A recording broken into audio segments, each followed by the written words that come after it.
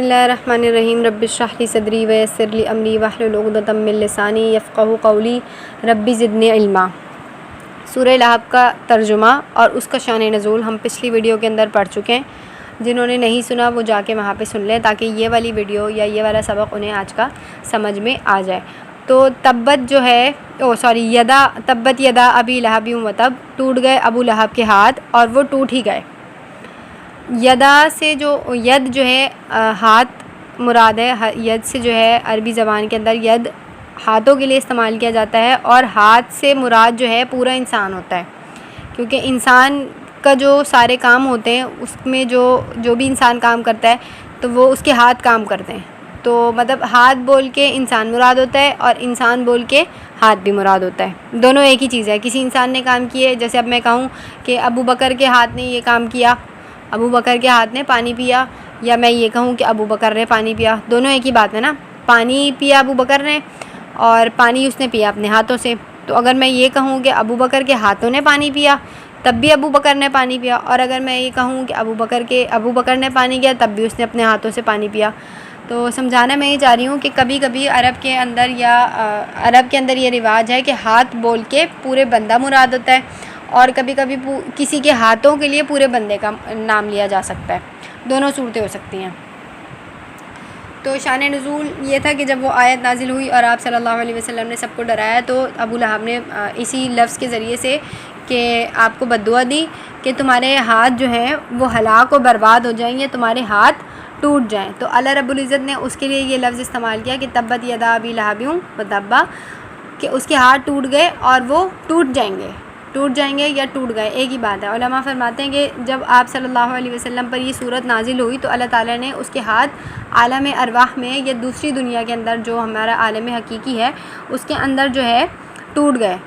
اور یہ آیت یا یہ صورت یہ ابو لہب کی بربادی کی ایک کیا ہے نوید ہے، یا اس صورت کے اندر ابو لہب کے برباد ہونے کی خبر دی گئی ہے۔ ما اغنا، کوئی کام نہ آیا، انہو، اس کو اس کا مال، وما کسب، اور جو کچھ اس نے کمایا تھا۔ کسب کے لیے جو ہے اولاد کے لیے بھی استعمال کیا جاتا ہے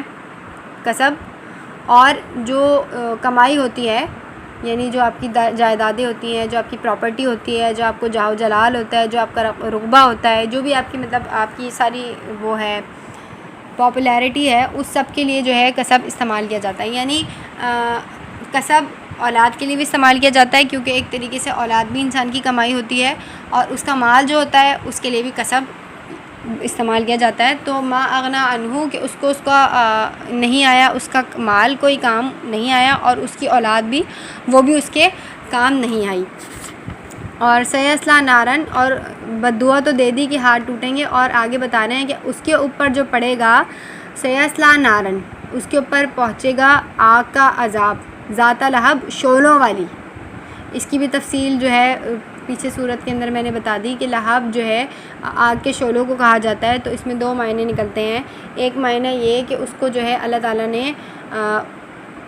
جو اس کو عذاب ملنا تھا اسی کے لیے اس کا نام مشہور کر دیا، یعنی ایک تو یہ خبر سنا دی کہ اس کو آگ کا عذاب ملے گا۔ اب علماء یہ فرماتے ہیں کہ جیسے ہی اس کو گڑھے کے اندر ڈالا گیا، قبر کا لفظ میں آپ کو اس لیے میں استعمال نہیں کری، وہ آگے میں آپ کو بتاؤں گی، کہ جیسے ہی وہ مرا اور اس کو گڑھے کے اندر ڈالا گیا تو اس کی جو گڑھا تھا اس کے اندر سے آگ نکلنی شروع ہو گئی۔ دنیا کے اندر اللہ تعالیٰ نے دکھا دیا کہ یہ شعلوں والا ہے اور اس کو آگ کا عذاب ہے، اور آخرت میں بھی اس کے لیے دائمی عذاب جو ہے وہ آخرت کا ہے، جو کہ وہ ہمیشہ جہنم میں رہے گا۔ دائمی عذاب جو اس کا ہے آخرت میں وہ شعلوں والا ہے، آگ والا ہے۔ تو دونوں طرح سے جو ہے اس کو ذات لہب ہی کہا جاتا ہے، کہ دنیا کے اندر بھی یہ دنیا والوں کے لیے رہتی دنیا تھا کہ ذات لہب یعنی شعلوں والا رہا، اور آخرت میں بھی یہ کیا ہوگا، شعلوں والا ہوگا۔ وامرأتہ، اور جو اس کی بیوی تھی، حمالۃ الحطب، جو سر پر ایندھن لے کے پھرتی تھی۔ تاریخ میں پتہ لگتا ہے کہ یہ دونوں میاں بیوی بہت زیادہ امیر تھے، لیکن اس کی جو جورو تھی یعنی ابو لہب کی جو بیوی تھی وہ کیا تھی، کنجوس طبیعت کی مالک ہونے کی وجہ سے جو بھی گھر کے کام کاج تھے وہ خود کرتی تھی، کیونکہ اب ہمارے پاس الیکٹرک سٹوو یا گیس والے سٹوو تو تھے ہی نہیں، چولہے تو تھے ہی نہیں، لکڑیاں جلا کے جو ہے وہ چولہے جلاتی تھی۔ تو وہ جو ہے جو مطلب اس کی بیوی تھی وہ کیا کرتی تھی کہ جنگل سے لکڑیوں کو کاٹ کے لے کر آتی تھی اور لکڑیوں کا جو گڑھا ہے یا آپ اس کا پورا ایک بنچ بنا کے وہ اپنے سر پہ رکھتی تھی اور اس کو رسی سے لپیٹتی تھی اور وہ رسی جو ہے اپنی گردن میں سے گھما کے نا دوبارہ اس کو لپیٹ دیتی تھی کہ وہ میری گردن سے بھی بندھا رہے, میری گردن کی سپورٹ بھی اس کو ملے اور وہ جو ہاتھ رکھتی تھی وہ ہاتھ بھی رکھتی تھی. تو کیا ہوا کہ اور وہ جو لکڑیاں مطلب اپنی آگ کے لیے بھی لے کے آتی تھی, اپنے چولہے کے لیے بھی لے کے آتی تھی, لیکن اس لیے بھی خاردار جھاڑیاں بھی وہ چن کے لے کے آتی تھی کہ جب آپ صلی اللہ علیہ وسلم نکلے تو ان کے جو ہے راستے میں کیا ڈالے, بچھا دے اور ان کو وہ چبھیں. تو اس کا حال, اور یہ چغل خور بھی تھی, ادھر کے ادھر بھی بہت لگاتی تھی. تو اس لیے بھی جو عرب کے اندر ہے حمالۃ الحطب, دوسروں کا گناہ سر پہ اٹھاتی تھی نا, چغلی کر کے دوسروں کا گناہ اپنے حصے میں لیتی تھی. تو عرب میں جو ہے لۃ الحطب جو ہے اس عورت کو کہا جاتا ہے جو زیادہ چغل خور ہو, ادھر کی ادھر لگاتی ہو, ادھر کی ادھر لگاتی ہو. تو ایسی عورت کے لیے لۃ الحطب کہا جاتا ہے. تو دونوں ہی اس کی جو خصلت ہے وہ بھی بتا دی گئی اس لفظ کے اندر, اور جو اس کا عذاب ہے وہ بھی بتا دیا گیا. اب معاملہ یہ ہوا کہ ایک دن یہ آ رہی تھی اور آخرت میں بھی یہ ایسے ہی آئے گی جیسے دنیا کے اندر یہ اپنے میاں کے ساتھ پیش تھی آپ صلی اللہ علیہ وسلم کو تکلیف دینے میں اور مسلمانوں کی مخالفت کرنے میں, ایسے ہی یہ اپنے میاں کا عذاب دگنا کرنے میں آخرت میں بھی پیش ہوگی. کیسے کہ اس کو عذاب اس طرح سے ملا کہ یہ آ رہی تھی جنگل میں سے لکڑیاں چن کے, تو اس کی جو وہ لکڑیوں کی گٹھری تھی وہ کسی طرح سے پیچھے گر گئی, اور جو اس کی رسی جو وہ گردن میں سپورٹ کے لیے باندھتی تھی وہ اسی سے اس کا گلا گھٹ کے وہ مر گئی. اور آخرت میں بھی یہ یہی کرے گی کہ لکڑیاں لے کر آئے گی اور جو عذاب کی آگ ہوگی اس کے اندر یہ ڈالے گی, خود بھی جلے گی اور اپنے شوہر کو بھی جلائے گی.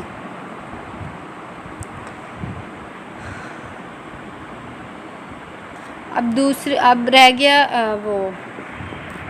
کیا کہتے ہیں ابو لہب کا واقعہ کہ اس کے ساتھ ہوا کیا.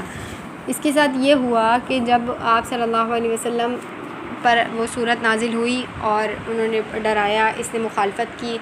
وقت گزر گیا, پھر کافی دنوں بعد اس کو جو ہے ایک طاعون کی بیماری نکلی. طاعون کی گلٹی جو ہوتی ہے, پھوڑا جو ہوتا ہے یا پھنسی جسے کہہ سکتے ہیں, وہ نکلی. اور اس وقت علاج تو اب بھی, اس وقت تو کوئی علاج تھا ہی نہیں, یہی تھا کہ اس کو جو ہے نا چھوڑ دیا جائے.